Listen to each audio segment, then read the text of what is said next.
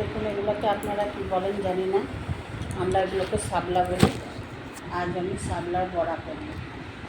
মানে বড়া বলে না, আমাদের বলে ঢেলা ভাজা। তার জন্য রাতের চাল আর দেখুন এরকম করে ছাড়িয়ে নেব, দিয়ে এই সাইজে এরকম করে মাপ দিয়ে এই সাইজে সব কেটে নেব। দিয়ে আমি কী করে ভেলা বানাচ্ছি আপনাদের দেখাচ্ছি। দেখুন আমি কি করে বানাচ্ছি। এই নতুন ঝাঁটার কাঠি নিয়ে আসি, একই মাপে সব কেটে নিয়েছি। এবার একসঙ্গে 5-6টা করে এটা ঢুকাবো, যেমন কলার ভেলা বানায় ঠিক ভেলার মতো বানিয়ে নেব।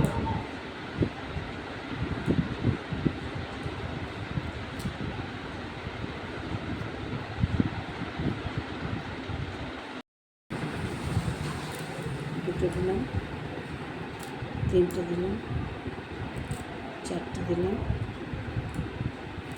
5টা দিলাম, 6টা দিলাম। এটা একটু মোটা মোটা আছে তার জন্য 6টা দিলাম। ওটা পাতলা পাতলা ছিল তাই ওটাতে 7টা দিই। সেটা আপনাদের ইচ্ছা, যতগুলো করে দেবেন, কম বেশি সব দেওয়া যায়। দেখুন কত সুন্দর লাগছে, করে আপনাদের দেখাচ্ছি। এই দেখুন এগুলো সব তৈরি হয়ে গিয়েছে, এতগুলো বানিয়েছি। এবার এটা একটু হালকা করে গরম জলে ভাপ দিয়ে নেব। দেখুন কি সুন্দর লাগছে। পুকুরে ছেড়ে দিয়ে এর উপরে ভেসে বেড়ালে হবে না, হবে না? হ্যাঁ, ভেজে আবার আপনাদের দেখাচ্ছি হালকা করে।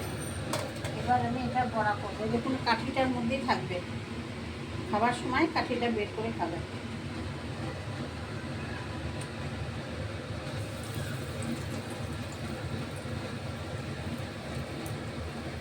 দুই পাশে টান মারলে কাঠিটা বেরিয়ে যাবে।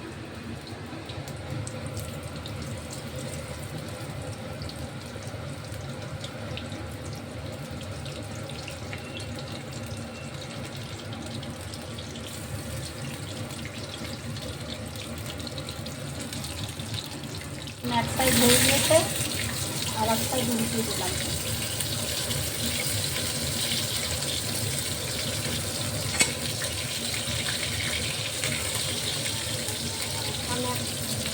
এরকম করে লাল লাল করে ভেজে নেব।